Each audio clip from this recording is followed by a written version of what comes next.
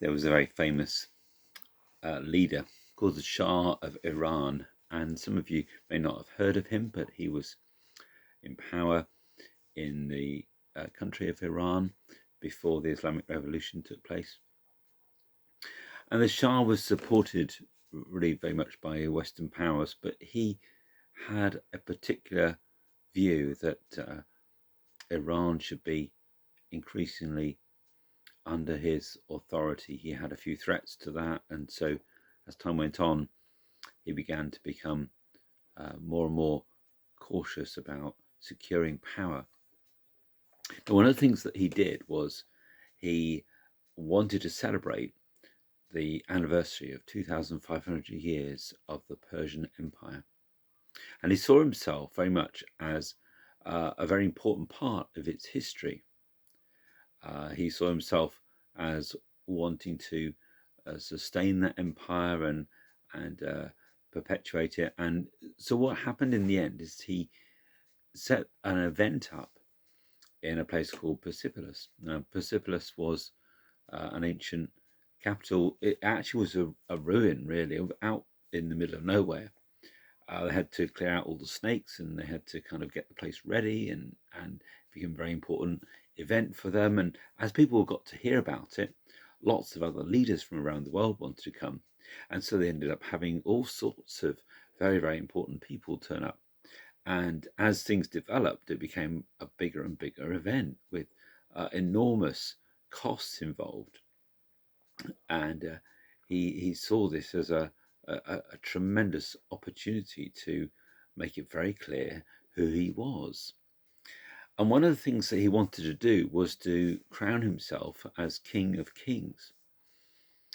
Now, there's a leader who has passed away now, but a Christian leader called David Pawson, and he mentions sometimes when he spoke a number of years ago, he mentions how as soon as he heard that, he thought, really, the days are numbered for the Shah of Iran.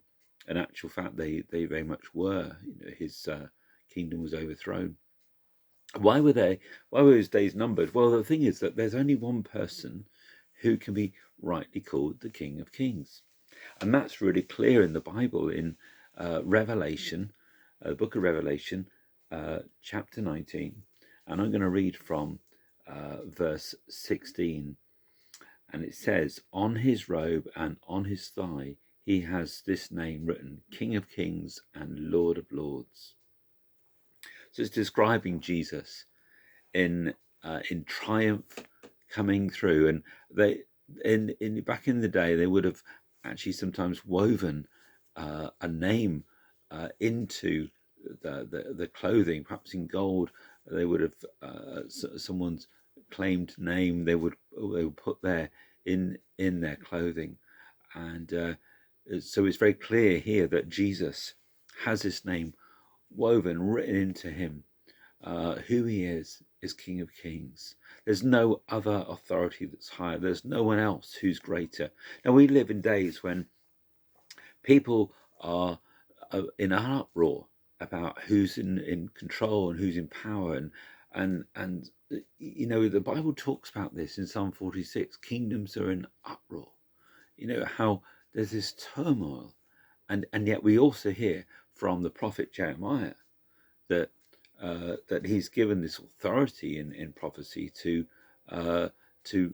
uproot, sometimes to tear down, and God speaks into authorities, kingdoms, leaders, into their lives, into their authority, and says, well, you know what, it's time for you to go. It's time for you to be established, and it's time for you to go. That the decision isn't in the hands of a man. That's really in the hands of God. And so we have to recognize that however we see ourselves, and however important someone might see themselves, they can quickly make the mistake of overreaching that and believing themselves to be somebody that they're truly not. And that's clear with the Shah of Iran. He believed himself to be King of Kings, and yet clearly he couldn't rob that title away from Jesus. And by seeing himself as someone in this incredible inheritance, as a kind of second Cyrus in his view. He saw himself as, equivalent to that. Well, of course, people quickly questioned that. They said, well, Cyrus was a nice guy, a good guy, reasonable guy, and you're not as good as him. You've got injustices and you oppress people and so on. So people can quickly find holes in someone setting themselves up to be great and wonderful and perfect and marvelous and everything else. And that's why it's important for us to understand that true authority lies with Jesus. True authority is on the throne of heaven, and that's where it's delegated from. It's not delegated in our hands with our power to do with whatever we want. And when people do that, their days are numbered. And we see that really clearly in the book of Daniel with Nebuchadnezzar and how God deals with him. And we're given that example to understand that truth. Or with in Acts in the New Testament, it's very clear how that happens to one of the Herods.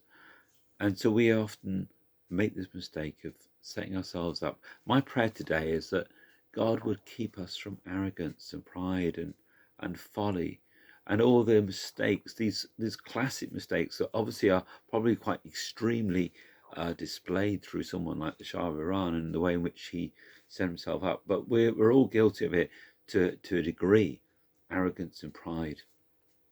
And my prayer is that God would free us from arrogance and pride and folly and believing ourselves to be more important than we truly are.